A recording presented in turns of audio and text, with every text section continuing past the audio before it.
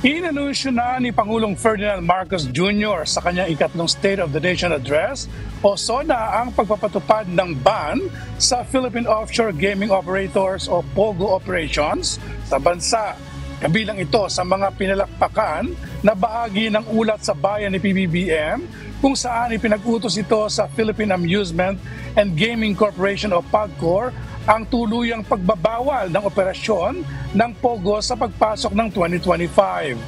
Kalisabay ito ang paggawa ng paraan upang matulungan ang mga kabayang maapektuhan ang hanap buhay bulsod nito.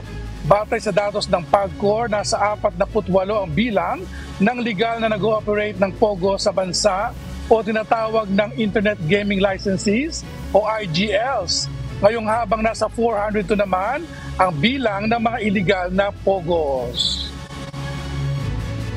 The grave abuse and disrespect to our system of laws must stop. Kailangan nang itigil ang panggulo nito sa ating lipunan at paglalapastangan sa ating bansa. Effective today, all POGOs are banned. I hereby instruct PAGCOR to wind down and cease the operation of POGOs by the end of the year.